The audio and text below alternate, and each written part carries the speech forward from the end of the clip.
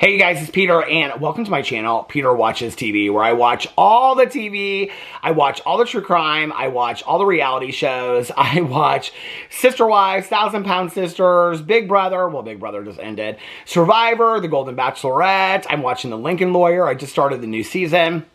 I watch all the new shows. Hysteria just came out on Peacock. Teacup. I'm watching everything, okay? And then I come over here and I react to it. Disclaimer, just started on Apple, which is supposed to be fantastic. So I've got so many shows to cover over here.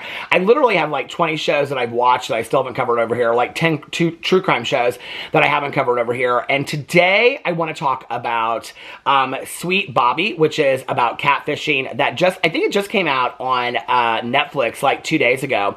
And it's interesting because it was a couple weeks ago, somebody sent this to me and they said, have you seen that this is coming out? I think it was like 2 months ago, actually. Somebody said, did you see that this is coming out? I don't know if it's coming out in the United States because this is a story that was based out of the UK.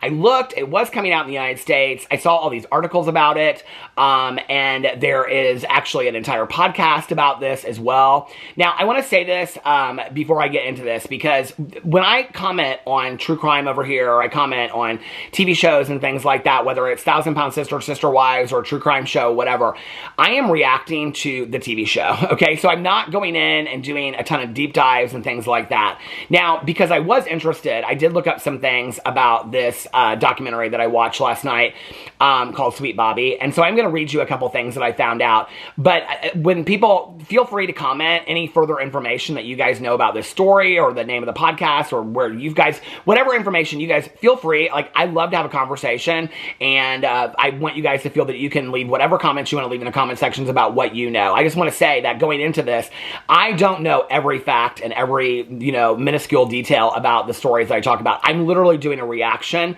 to the TV show that I watch. So that's what this is, and I just want to say that before I get into this. But feel free to leave any information, educate us that don't know that much more about it in the comment section below. Let us know. Before I get into this is like a story of catfishing, and I will tell you that one of my next videos that I do, because I think it comes out tonight actually on Hulu, it's called Fanatical, and it's the catfishing of Sarah and Tegan, the musical group, and I'm really excited about watching that. I also have a true crime book club that I run with my good Judy Mel. Hey Mel, how are you? Every month we pick a true crime book to read, and then we also pick a true crime documentary to watch, and then we do a live stream, and we talk about the book and the movie. And I think we're on our 4th year. So if you guys want to join that, the link is in the description box below. All you have to do is go over to Facebook, answer 3 questions, and join the group, and the live streams are out of the group. So if you want to join that, feel free. But I think it was July's book, we read the book There Is No Ethan, which is about a true story about 3 women that are catfished by who they think is a man, and they find out it's a woman that they've been talking to. Now, at the time that this catfishing occurred, it was all through a dating app, and it happened at a time, well, it started on a dating app. It started at a time when we didn't have, there wasn't FaceTime and things like that, and so it was a world before. I mean, what happened to them probably wouldn't happen today, because it happened, I think, 15 years ago, something like that. But it was interesting to me, and I had some of the same questions reading that book that I had watching this documentary last night. And let me tell you one of the reasons why the whole idea of catfishing and the story, and also watching Sister Wives, where Mary was catfished by somebody and had a very lengthy online relationship with this person that she thought she was talking to a man, and she ended up finding out that it was actually a woman as well, because a lot of people hide behind online profiles that they make online. I thought it was very, very interesting in Sweet Bobby that at the end, when she finds out how many online, personalities her perpetrator has made, it's at least 60. She's at least come up with 60 fake active, they're active on a daily basis, Facebook accounts and other accounts. I mean, can you even imagine the kind of energy and work it takes to keep up on all of that? And it's interesting to me because I'll say that, every once in a while in videos, oh, people will have 5 and 6 fake accounts. And they'll be like, no, they don't. And I'm like, yeah, they do. And can you even imagine how crazy it is? So 60.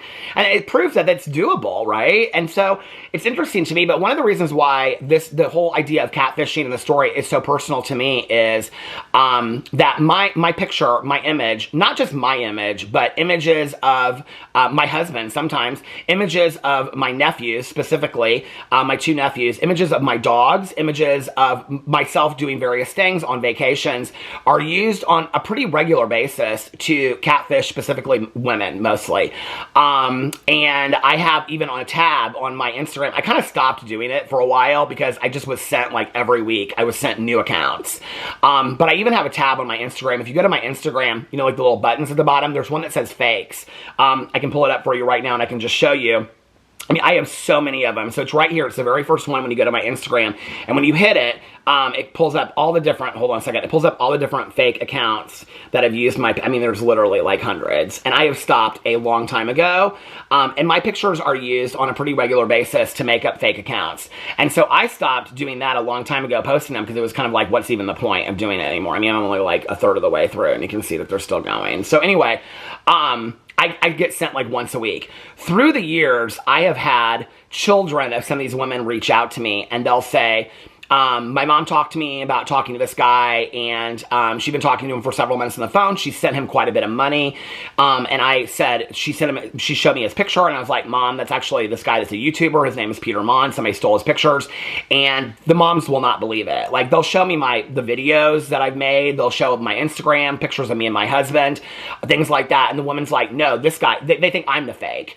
Which is really interesting in watching Sweet Bobby, because that's one of the things that happens is when the victim actually, she confronts the real Bobby, she doesn't believe that he's real. And a lot of the people that have come to me, I mean, I literally get probably on a pretty regular basis emails from people, and they'll be like, they call me the most vile, vicious names. I mean, like horrible emails, right? And I try to be very calm and sweet in return, and they'll say, you've been talking to me and using this fake name, and now I know who you really are. I mean, like, they think that me, Peter Mon, is doing all of this when people are stealing my pictures. I recently was contacted by a woman. She emailed me. She said I could share her whole story. I'm actually thinking about doing an entire video about it on my Peter Mon, my drama channel, about some of the craziest stories. Because most of the women are like, yeah, you can share my story, just don't use my name. Because they're afraid of these men. They're afraid of what they're going to do. But this woman had sent, I think it was between like $3,000 and $5,000 to this man. And what happens is these men, they start these identities where they work for these companies that are always on ships offline. And so they can never get to shore to like talk on the phone. There's always reasons why they can't talk on the phone, and then the women believe it. I think it's because often a lot of these catfishers find people that are in very vulnerable situations, or like in this situation, this woman she really wanted to get married, she really wanted to have kids, she was really focused on that, and so she meets this guy that's telling her everything that she wants to hear.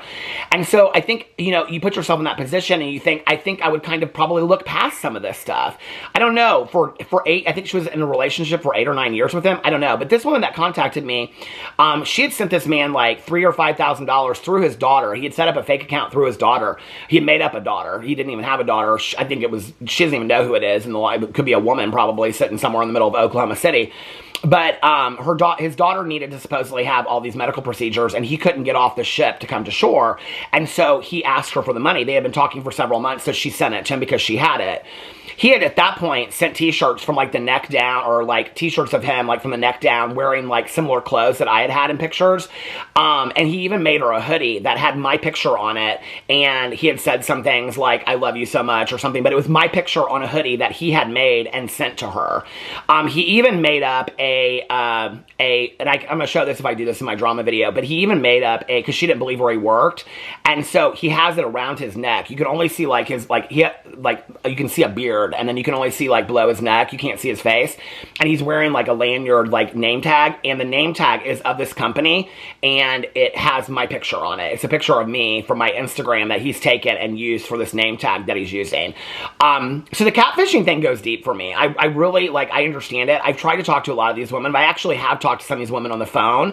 I've sent them videos, and I've said, hey, listen, I'm really sorry this is happening to you. Your daughter reached out to me. Your son reached out to me.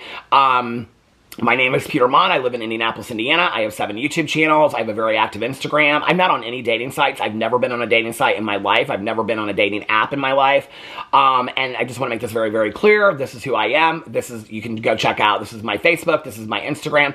You can verify for who I am. Many of them do not even believe it after all of that. Even when I've sent videos, I've sent some videos set. So I'm kind of at the point now where I just don't really, I might like message back and forth if somebody like says, oh, I caught this person, they're using their pictures.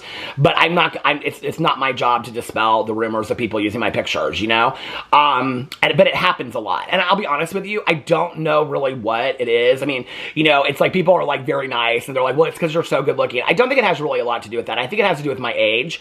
I think it has to do, it's interesting that they take my picture. They always age me up. I'm 52. They always age me up to about 63. I'm sure I do look a little bit older than that. But then they always use my pictures of my nephews, and they'll either say they're grandsons or they're their children. They'll use my picture of my husband in some kind of way. People even like on there's fake TikToks that people have used, and they'll be like, some people like, it's like flooded with women of like, oh, you're good looking, reach out. And they always say DM me, DM me, DM me. Like this is why I'm talking to you or whatever. With their major goal is really to get money out of it. Now in situations like this, it's interesting because there is no Ethan, she wasn't trying to get money from them. It was really about this emotional abuse that she was doing to these women. And with the situation, in Sweet Bobby, it was the same thing. So let me get into this documentary for you, since I've gone this long-winded explanation of why this is serious and important to me. The documentary is called Sweet Bobby, My Catfish Nightmare, and it is on Netflix. I think it's 3 episodes in each. I think it's 3 episodes. Yeah, it's 3 episodes, and each episode is about 40 to 50 minutes. And it just came out this week, and it says, a woman's online courtship takes an unsettling turn when she learns that her romantic interest harbors a dark secret and sinister motives, leading to a harrowing ordeal. And then it says, is Sweet Bobby a true story? And yes, it says, Kirath Asi spent nearly a decade as the victim of an elaborate catfishing scheme, now the focus of Netflix's new documentary, Sweet Bobby, My Catfish Nightmare. The film comes after a Tortoise Media's 2021 multi-part podcast series, which exposed the inner workings of one of the world's most sophisticated catfishers. Hold on a second, let me adjust my tripod a little bit there. How many episodes is Sweet Bobby? They did it in 6 40-minute episodes. Oh, no, that's the podcast. The show is 3 episodes. I think they're like 58 minutes, actually. And then it goes on. And the perpetrator that you find out at the end of the show was actually her cousin. Simran was her name. And so somebody asked, has Simran Bogle, where is she at today? And it says, who was the catfisher? Aussie pieced together that she was connected to the real Bobby Jandu, a stranger, through her cousin Simran, who had dated Jandu's younger brother. She called her cousin to tell her she'd met the real Bobby and that he was denying everything, and Simran told her to leave his house. And then it goes on, and where was the article that I wanted to read about where she's at today? The bizarre story of where she's at today. Okay, so this is from Forbes magazine. Where is Simran today? The bizarre story behind Netflix Catfish. Netflix Sweet Bobby, My Catfish Nightmare. And it goes on. Hold on a second. Kirath Asi spent nearly a decade as the victim of an elaborate catfishing scheme. It goes on. The former radio presenter was duped, because she has a radio show, was duped for nearly a decade by someone within her inner circle who poses a man named Bobby Jandu. The real Bobby Jandu, also part of the Sikh community in London, was unaware that his identity was being stolen to scam her. Asi and the fake Bobby's connection began in 2010 as Facebook friendship that evolved into a serious romantic relationship. However, when she attempted to meet Bobby in person, he had always had an excuse. The identity of the scammer was eventually revealed to be Asi's cousin, Simran Bogle. And then it goes on and talks about all this kind of stuff. What happened to Kirath Asi? In 2009, Asi, then a 29-year-old radio presenter who contacted him on Facebook by Bogle's ex-boyfriend JJ, who sought advice. Okay, so it goes on and on and on. She ended up suing her cousin because there was nothing that the law could do. So she ended up suing her cousin, and they settled out of court. And then it goes on to talk about how she identified her, and where is it at? Did she get in trouble for catfishing? When Asi initially reported her to the police, they told her that she wasn't the victim, but the real Bobby was. So Bobby actually could do something about it, which would be like me in this situation, because people are using my identity for fraud. Bogle didn't face any criminal charges because there was no law against catfishing. A small victory for Asi came in 2020 when she took Bogle's liable to civil court for harassment, misuse of private information, and data protection breaches. She had to pay Ossie substantial damages and legal costs and write her a private apology letter. According to Today.com, the police eventually decided to reopen Ossie's case. It's kind of happening, but it's very, very slow, Ossie said. I was hoping it would be done before the documentary, but yeah, it's not happened. Ossie's lawyer told Today that he is also representing the real Bobby in a separate proceeding against Bogle. They asked where she is at today, the Simran. It's unknown what Simran is doing now. When the Sweet Bobby podcast was released, Simran was reportedly engaged, traveling often, and worked in a firm. It's interesting when I have looked into this and things like that, and some of the things that I found out, how people work around the system. It's if you are catfishing people or harassing people online and you're doing it at your job, this is one of the things I talked about in There Is No Ethan. If you are catfishing people or you are harassing people online at your job, and your job is contacted about that, you can lose your job, and that can also be documented. That can keep you from having a further job. That's one of the ways that some of these people that are harassed or catfished online, they effectively take down the other people. Similarly, if people work in IT, so if the Simran had worked in IT, this is something that I just found out recently when I was talking to somebody that was involved with that book. If somebody works in IT and their specialty is IT and they are online harassing people or they are online catfishing people, that their IT future career or their career currently could be in jeopardy if the place of employment is contacted and they are let know of that. And that could affect further jobs as well, because as an IT specialist, you're not supposed to do that. It kind of against code of ethics. And so that was one of the things I was told as well by one of the writers of the book and other people that were involved in that, contacting family members, coming out publicly. You have every right to come out publicly and say who the people are that are catfishing you if you know their names and things like that. The problem is that many of these people are afraid, the women that have contacted me. There's also an embarrassment and a shame that's gone along. Even though I have kind of an inside knowledge of all this stuff, even when I was watching the documentary, I had a lot of questions about it, honestly, just like I did when I was reading the book, There Is No Ethan. You're talking about a woman. So it's about this woman, and she meets this guy in a bar, one time in Brighton, and she had been talking to him on Facebook, and she goes up to him, and he's drunk, and he's like, oh, hi, it's good to see you. You're in a bar, and she just kind of writes it off he doesn't really know who she is, or he's drunk, or whatever. But she ends up having a 10-year online relationship with this man that she's never met in person, okay? And we're not talking about 30 years ago through letters and postcards. We're talking about in the era of Facebook. And then he creates this thing about going into witness relocation, which is very interesting. And then he has a major medical issue, which in the book There Is No Ethan, that the perpetrator also had a major medical issue, which was why he couldn't talk for a long period of time. It's interesting how so many of these stories kind of align. And so I think that's the importance of getting these stories out there, because at this time there's probably hundreds of thousands of people that are being catfished. I know that sounds like an exaggerated number, but it's probably true. And so the more people that are watching these documentaries, a lot of the things that people have told me when they've used my pictures and that I'm seeing in the book and I'm seeing in these documentaries that I've watched are very, very similar. A lot of the things they come up with, he starts whispering because he can't talk on the phone because of his vocal cords, because of being in the hospital. I instantly, when she said that, I was like, this is a woman. I knew that immediately because I just read the book and I'd also been dealing with this.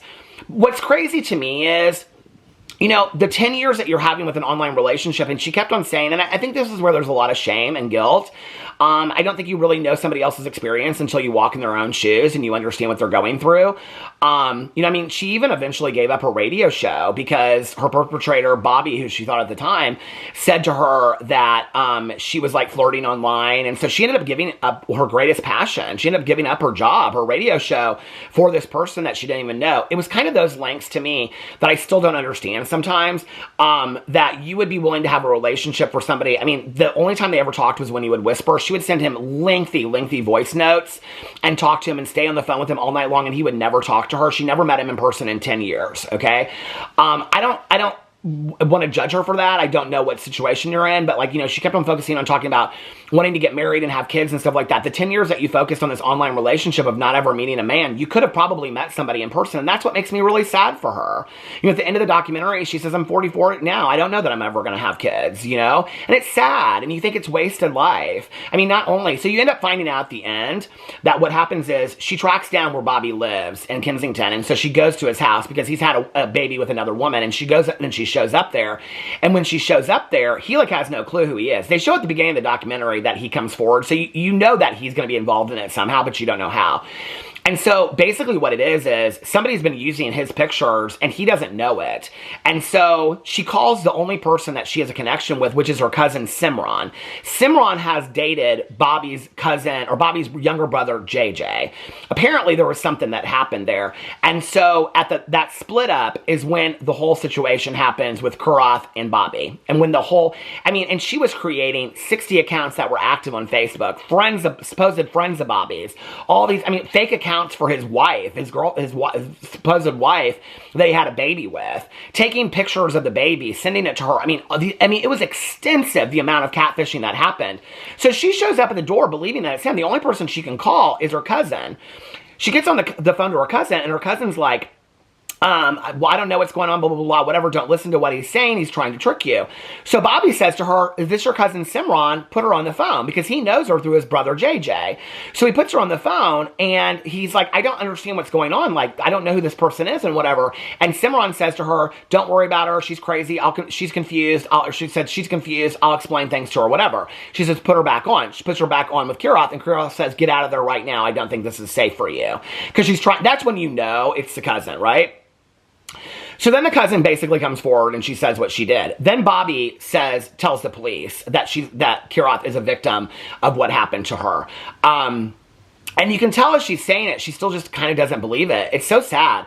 I don't know. This is, for me, it's baffling how you would have a relationship with anybody going past 2 or 3 months, where in the world that we live in today, the highly technological world of Zoom and FaceTime and phone calls, and our cell phones are basically little computers and you can do anything, why you would allow something to go on past 2 to 3 months, let alone 10 years. I don't understand that. I feel bad for her. I think there has to be a lot of shame and guilt that goes along with that. I can only imagine, because it's very similar to the books and the other stories, the book that I read and the stories that I've been told by people out there. There's so much shame that goes along with it. Like, am I to blame? Was I stupid? Was I foolish? I think she even says that at one point, right? I think the takeaway from this and the lesson is, be very, very careful who you're talking to online. Be very, very careful who you're believing online. Be very, very careful when somebody dips into your DMs on Facebook or Instagram and says, I want to get to know you. Be very, very careful of this online world, I am incredibly grateful for this online world, because it's allowed me to have a job beyond my wildest dreams, and I get to make videos on 7 channels. I've also made a lot of friends online, but those friends, like my friends Nikki and Mel that are both in the book club, I've met them. I've traveled to visit Mel in Arizona. I talked to Nikki on the phone a lot. She and I traveled to visit Mel together. The people that I consider friends that I've met online are people that I talk to. I've checked them out. I have vetted them out. Be very, very careful of the information that you are given and that you are believing, because you do not know the source of that information when it is hiding behind a fake picture or some fake profile. You don't know where that information is coming from. You don't know what that person's intent or their motive is. Be very, very careful who you meet online. I feel bad for her that this happened to her. It was baffling. The lengths that this woman went to destroy her own cousin. The emotional abuse. You want to talk about like Stockholm syndrome and things like that. The emotional abuse that she went through of like buying into this and believing that not only was this person like in the hospital and had been shot, and caring about this person and thinking that they had a family with this person and that they were going to get married. They proposed.